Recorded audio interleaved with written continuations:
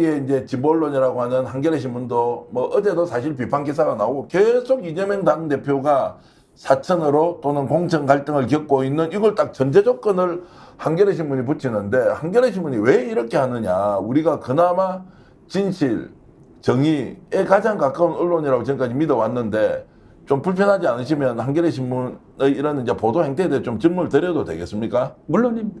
어떻습니까?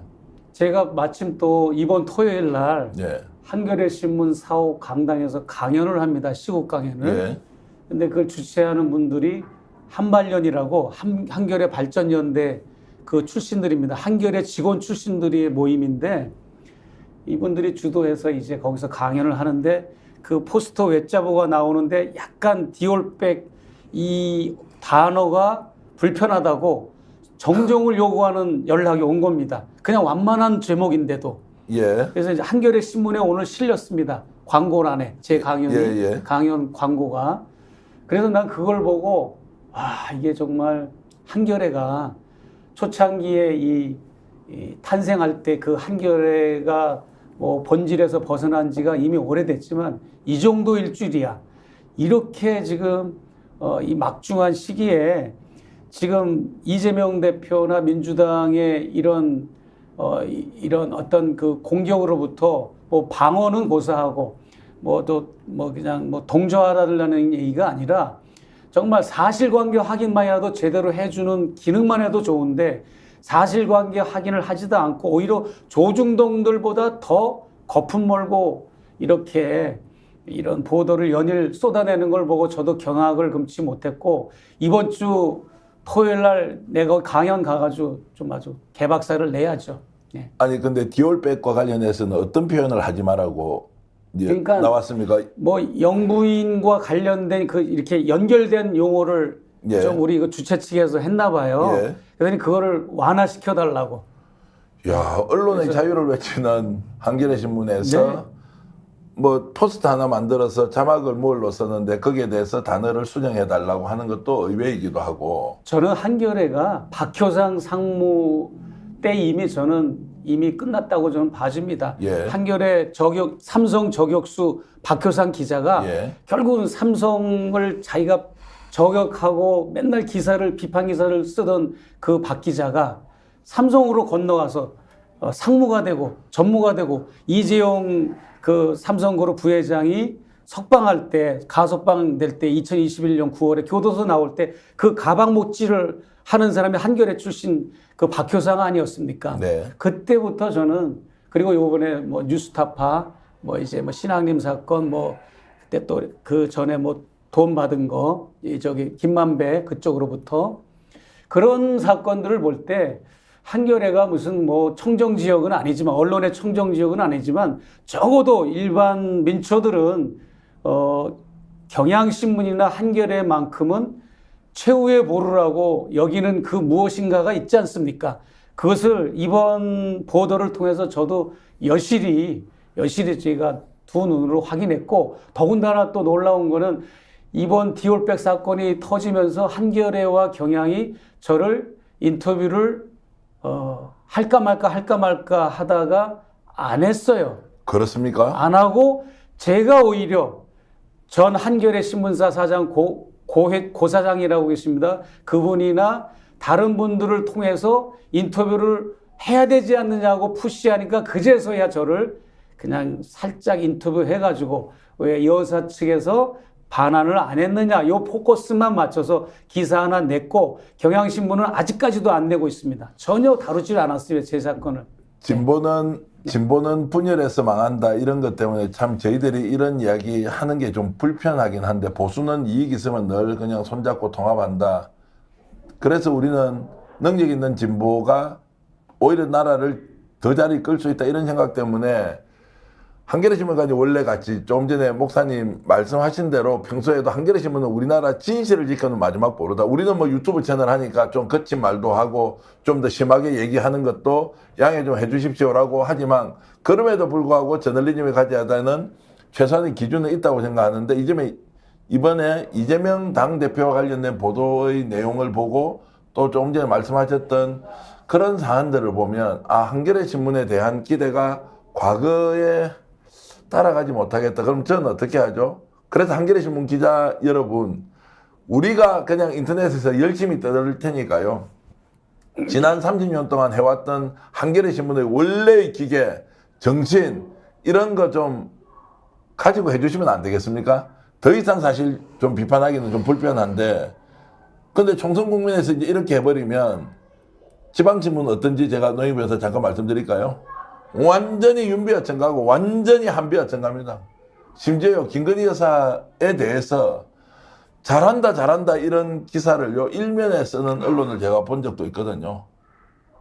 그렇죠. 물론 디올백 사건 터지기 전이었는데, 그러면 이제 대한민국 모든 언론이 이재명은 악마고 윤석열 대통령은 잘못한 거 있지만 양해해줄만 하고 김건희 여사는 범법이지만 뭐 대통령 영부인 그 정도 할 수 있는 거 아니야? 그걸 갖고 시비 걸어갖고 너희들이 좌파끼리 또 모여서 준동하는 거냐? 이거를 언론이 암묵적으로 동의한다. 괴롭습니다, 노희 변호사님. 조금 그런 게 있는 것 같아요. 저는 이게 본질적인 문제인 것 같아요. 뭐냐면요, 좀 위선적인 부분들이 있는 것 같아요. 그런 진보 언론들도 윤석열 대통령이 처음에 이 언론관이 되게 우리들을 놀라게 한 것 중에 하나가 메이저 언론사에 제보해라. 그러면 내가 믿어주마. 뭐 이런 말 한 적이 한 번 있지 않습니까? 그러니까 언론사들도 메이저냐 아니냐를 가지고 본인은 그 말이 소스가 진실인지 아닌지를 내가 그거 가지고 판단하겠다는데, 이게 대통령의 언론관이었잖아요. 그런 자가 대통령이 지금 현재 대통령입니다. 지금. 근데 이 한겨레와 경향신문 같은 경우는 사실 자기네들도 되게 메이저가 아니고, 뭐 메이저는 메이저이지만 어쨌든 뭐 조중동처럼 그렇게 돈이나 이런 게 권력이 있는 쪽이 아님에도 불구하고 그 사람들은 또 본인보다 더 밑에 있는 사람들은 쟤네들이다라고 또 자기하고 또 층을 나누는 거죠, 말하자면. 네. 그러니까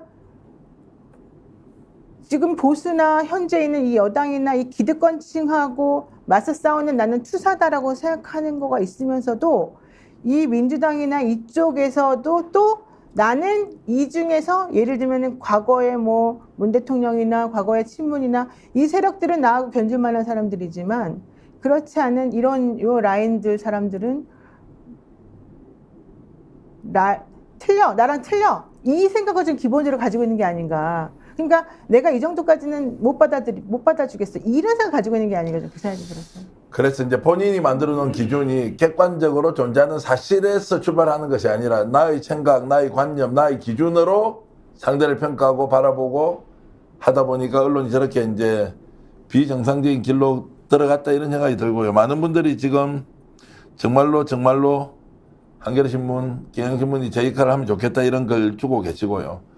자, 그래서인데 지금과 같이 김건희 여사 문제에 대해서 쏙 들어가고 정말 윤석열 한동훈 비대위원장에 대해서 찬양일색으로 하는 이런 언론의 환경에서 그나마 좀 진실을 이렇게 추구하는 우리가 어떤 마음으로 지금 좀 대응을 해야 합니까, 지금?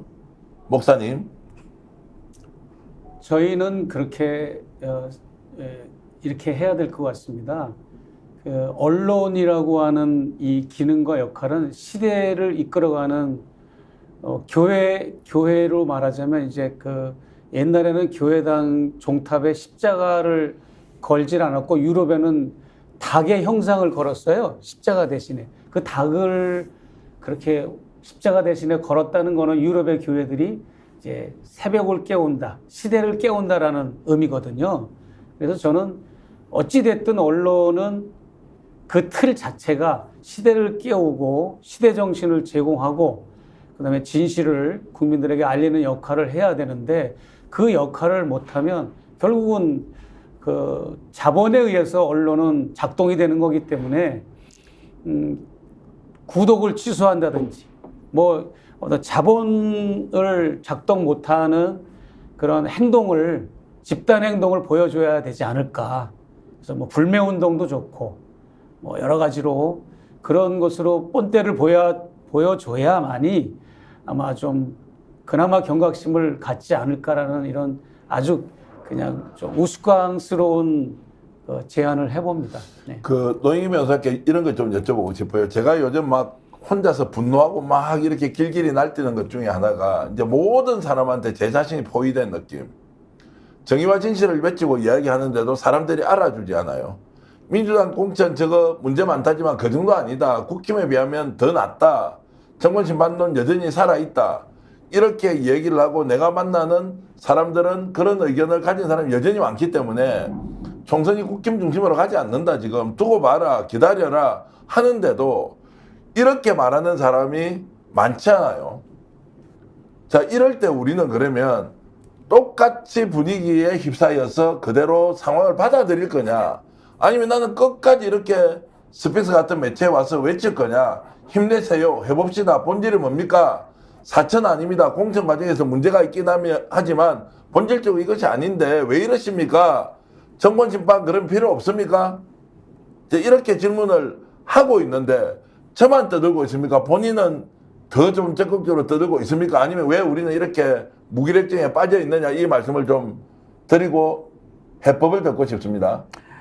샤이 진보가 있는 것 같아요. 제가 봤을 때는. 있다. 네, 당연히 있고요. 예. 그다음에 사람들이 아무리 떠들어도 본인이 마음속에서부터 아닌데 이런 마음이 있는 거거든요. 그러면 바깥에서 아무리 나에게 세뇌시키고 아무리 그게 아니라고 말을 해줘봤자 그런가? 이렇게 하면서도 실질적으로 내가 가서 투표를 하고 내가 가서 뭔가 행동을 해야 될 때는 본인의 마음이 시키는 대로 하게 됩니다.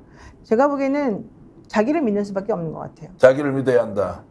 스픽스는 말하는 언론입니다. 대세는 유튜브, 그중에서 스픽스. 좋아요, 댓글, 구독, 알림 설정. 여러분이 저희를 사랑해 주시고 우리가 여러분을 사랑하는 4가지 방법입니다.